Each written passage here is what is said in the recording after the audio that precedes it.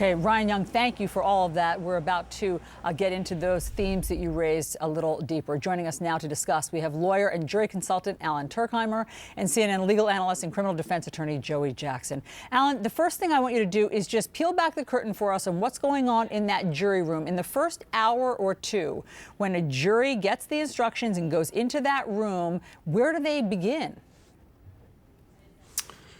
Typically, jurors just start a free-flowing discussion about the case. It doesn't necessarily follow the verdict questions that they're supposed to answer. Because if you think about it, after not being able to speak about the case for so long, finally they get to take a deep breath and there's a lot to talk about. So what'll initially happen before they get into the verdict questions and into the meat of it all, there'll be some perspectives offered, people will weigh in a little bit, and then slowly but surely factions will emerge, and pretty quickly it'll be evident what the split is in the jury, if there is a split. As time goes on, you'll see, or the jury will see, who's on what side and who's arguing on behalf of for an acquittal, who's arguing on behalf of a guilty verdict. All that gets thrown in, and that leads the way for more of a focused discussion on the verdict questions. Joey, I want to play for you one of the things that the prosecutor said today about how she believes the entire argument about a citizen's arrest is basically invalid. So listen to this.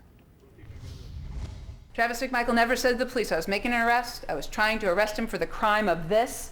Wouldn't that be really, really important? He's asking Ahmaud about what he was doing that day. Because he didn't know what he'd done that day, but he assumed the worst. He must have committed some crime. What's your emergency?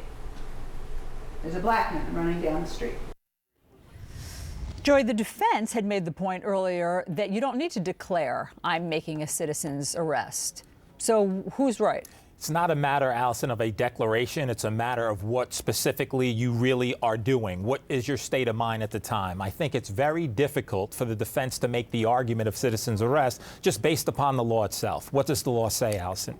It says that a crime has to be committed in your presence. What crime are we speaking of? I think the prosecution was very effective with respect to saying there is no crime. So how are you relying upon that? Okay, if it's not in your presence, certainly it would be in your immediate knowledge. The defense has pointed to issues in the community that have occurred a week or 2 weeks before on February 11th. They have repeatedly referred to instances of the community being on heightened alert because of these burglaries or what have you that were months before. The prosecution's point is what happened then such that you would have the knowledge such that the citizen's arrest law would be implicated such that you can actually follow him, detain him, and ultimately do what you did to him. Critical point, and that's this. In the event you don't have the benefit of the citizen's arrest law and you have no business approaching, detaining him, or anything else, then everything else falls. And that was her point. Last point I'll make here is that self-defense, the prosecution attacked that, pointing out the three exceptions. You don't get self-defense if you're the initial aggressor. You don't get self-defense if you're committing felonies like aggravated assault, like false imprisonment, and you don't get self-defense in the event you're provoking the attack. Very powerful arguments by the prosecutions, which really appears to be carrying the day in my view. I want to stick with you for one more second, Joy, because I want to talk about what Ryan Young just brought up, and that is what sounded to many people as just an unvarnished racist trope that one of the defense attorneys brought up in terms of Ahmaud Arbery. So let me play what she said yesterday.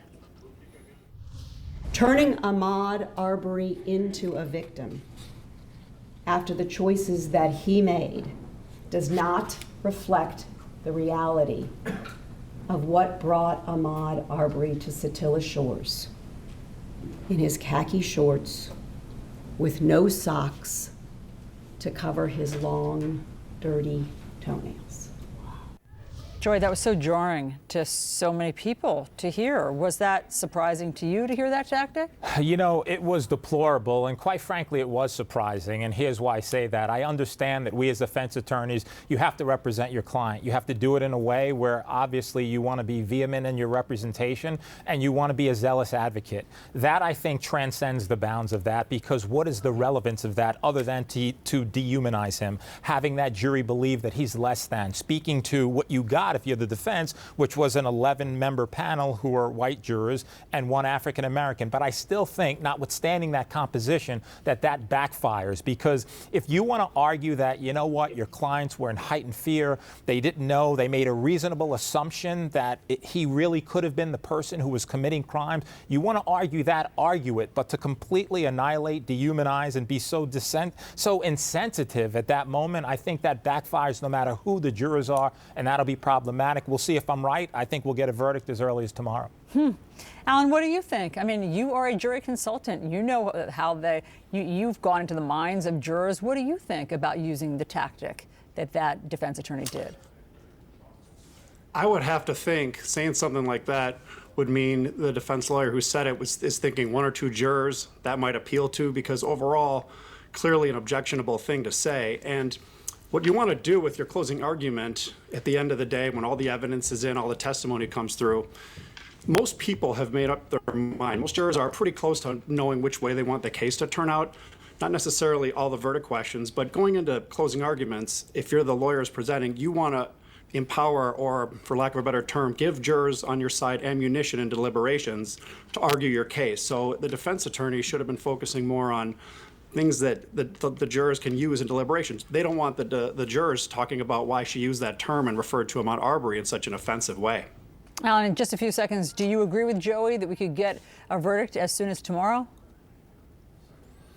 I think we could. I don't think it's going to take that long to go through everything. One interesting thing is, and this has been, I don't know how much it's been talked about, but there is, and Joey referenced it, one black juror out of 12. That's a huge difference between an all-white jury. Now, it's not palatable entirely, and we'd like to have maybe 3 so that the percentage of the jurors represents the percentage of Glynn County. But things are very different when there's the presence of just one juror. Studies have shown that, and deliberations are different. So I do think that they're going to be methodical. A lot of viewpoints are going to be covered, and ultimately they'll render their verdict after deliberating, and it could take a day to get through this. Thank you, gentlemen, for all the insight. Great to talk to you. Thanks, Alice. Okay, this just in, a doorbell camera captured the moments of surrender for that suspect accused of driving into that Christmas parade, killing 5 people. A Wisconsin man says Darrell Brooks, the suspect, showed up at his door asking for help getting in touch with an Uber.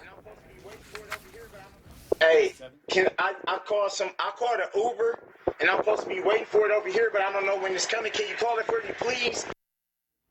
Okay, the man was unaware of the mass casualty